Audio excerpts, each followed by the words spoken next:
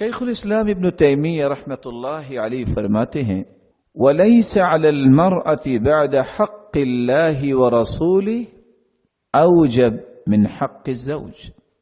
اللہ ذوالجلال کے حق اور اللہ کے رسول کے حق کے بعد عورت پر خاوند سے بڑھ کر کسی کا حق نہیں۔ اس لیے جب سوال کیا گیا أَيُّ النَّاسِ أَعْظَمُ حَقًّا عَلَى الرَّجُلِ، رسول اللہ صلی اللہ علیہ وآلہ وسلم سے سوال کیا گیا کہ سب سے زیادہ مرد پہ کس کا حق ہے؟ قال امہ، اس کی والدہ کا حق ہے۔ پھر سوال کیا گیا ای الناس اعظم حقا علی المرأة، سب سے زیادہ عورت پہ کس کا حق ہے؟ قال زوجها، اس کے خامند کا۔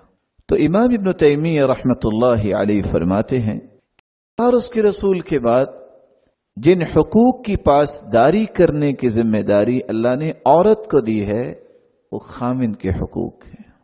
اس لیے عائشہ رضی اللہ تعالی عنہ کہا کرتی تھی یا معشر النساء، اے عورتوں کی جماعت، لو تعلمن بحق ازواجکن علیکن، اگر تمہیں پتہ چل جائے کہ خامند کے بیوی پر حقوق کیا ہے، لجعلت المرأة منكن تمسح الغبار عن وجه زوجها بنحر وجهها، اگر اس بات کا شعور مل جائے کہ خامند کے حقوق عورت پر کیا ہے تو تم خامند کے چہرے، اور دوسری روایت میں آتا ہے تمسح الغبار عن قدمی زوجها بنحر وجهها، تو تم اگر اس گرد و غبار کو جو اس کے چہرے پہ ہے یا اس کے قدموں پہ ہے اس کو اپنے چہرے سے بھی صاف کرو، تم اس کے حقوق کو ادا نہیں کر سکتے۔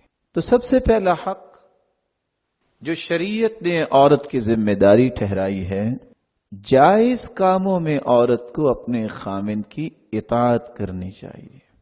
جائز کام سے کیا مراد؟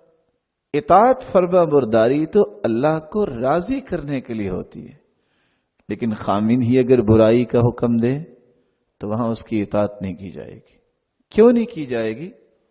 لا طاعت لمخلوق فی معصیت الخالق، جس کام میں اللہ کی نافرمانی ہو رہی ہو اس میں کسی کی اطاعت جائز نہیں ہے۔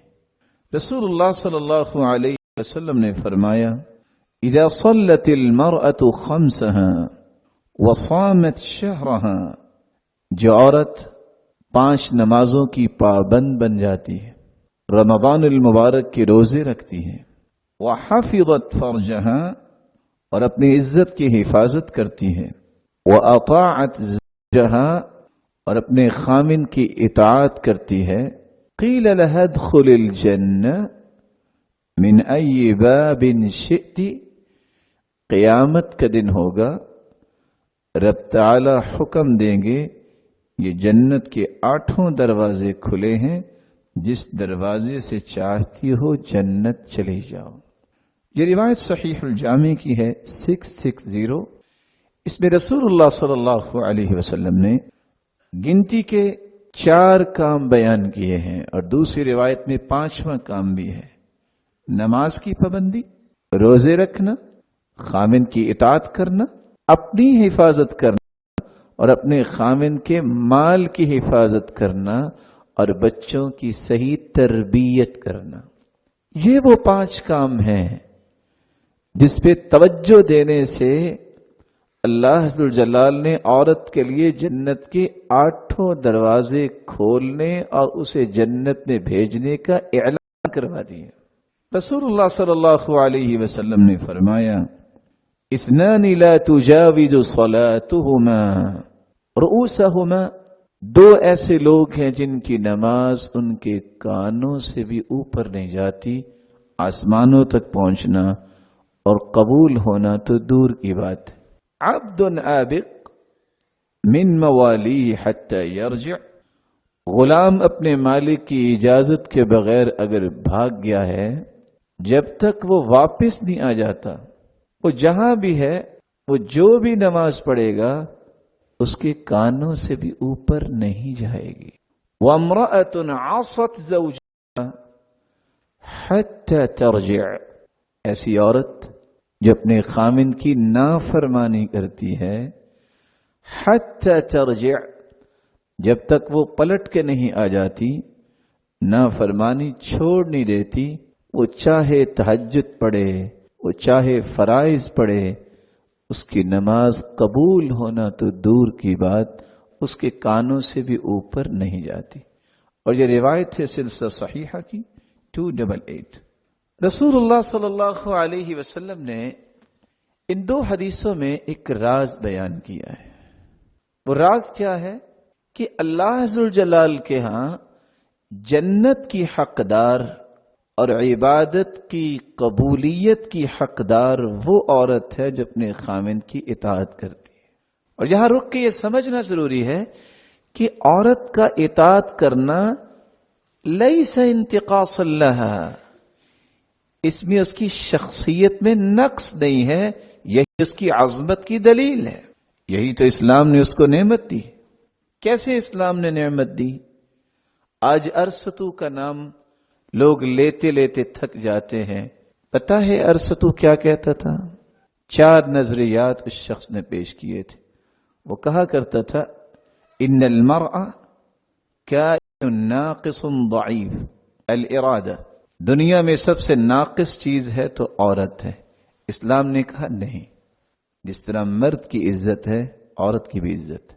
وہ کہا کرتا تھا دنیا میں سب سے کمزور ارادہ وہ ہے جو کسی عورت نے کیا ہو۔ اسلام نے کہا نہیں، اللہ تعالیٰ نے ایسی ایسی عورتیں بھی پیدا کی جس جیسے کام مرد نہیں کر سکے۔ اس کا یہ کہنا تھا کہ عورت کے اندر یہ صلاحیت ہی نہیں ہے کہ وہ کسی بلندی پہ پہنچ سکے۔ اسلام نے یہ ثابت کیا کہ جو صلاحیت سیدہ عائشہ اور سیدہ خدیجہ اور مریم علیہ الصلاۃ والسلام کے پاس تھی، وہ کسی کے پاس نہیں تھی۔ اس کا یہ کہنا تھا نعوذ باللہ من ذالک انہا مخلوقا نجسا، یہ ارسطو کہتا تھا کہ یہ تو ایک نجس مخلوق ہے۔ اسلام نے کہا نہیں، الطیبات للطیبین، مرد پاکیزہ ہے تو عورتیں بھی پاکیزہ ہیں، اگر مرد برے ہیں تو عورتیں برے ہیں۔ اس کا یہ کہنا تھا کہ عورت کی تو اتنی ہی قیمت ہے، اگر کسی معاشرے کے اندر نسل کی ضرورت ہو تو کسی بھی عورت کو لایا جا سکتا ہے اور کسی کی طرف بھی کسی عورت کو بھیجا جا سکتا ہے۔ اسلام نے کہا جتنی عزت مرد کی ہے اتنی ہی عزت عورت کی ہے۔ جس طرح مرد اپنی عزت پہ داغ پسند نہیں کرتا، عورت بھی نہیں پسند کرتا۔ رسول اکرم صلی اللہ علیہ وآلہ وسلم نے جو صحابہ کرام کو یہ بات سمجھائی کہ عورت ایک عزت کا نام ہے، ایک پردے کا نام ہے، یہی وہ ایک تھا جس میں جاہلیت کے تمام ذلت کے پردے چاک کیے گئے اور عورت کے اوپر عزت کی چادر ڈال دی گئی۔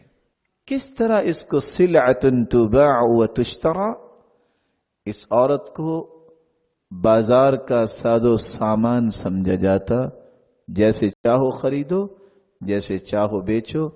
شریعت نے کہا نہیں، اگر کسی کی 2 بیٹیاں ہیں اس کی یہ پرورش کر دے تو قیامت کے دن جنت میں میرے ساتھ اس طرح ہوگا جس طرح یہ 2 انگلیاں ہیں۔ یہ 3 بہنیں ہو جائیں، صحیح پرورش کر دو، قیامت کے دن جہنم کے سامنے دیوار بن جائیں گی، بھائیوں کو والدین کو جہنم نہیں جانے دیں گی۔ یہ بیوی بن جائے تو یہ اس قابل ہے کہ اس کو سیدہ کہا جائے، یہ اسلام کی سید زادی ہے۔ والمرأة سیدۃ بیت زوجہا، یہ اپنے خامند کے گھر میں یہ سیدہ ہے، اور اگر ماں بن جائے تو اس کے قدموں تلے اللہ نے جنت رکھ دی ہے۔ فرمایا فسم الجنہ، اللہ نے جنت اس کے قدموں تلے رکھی۔ تو عورت کا اطاعت کرنا یہ اللہ ذوالجلال نے جو اس پر انعامات کیے ہیں یہ اس کا شکر کرنا ہے، وگرنہ اس کی حالت تو جاہلیت میں بہت بری تھی۔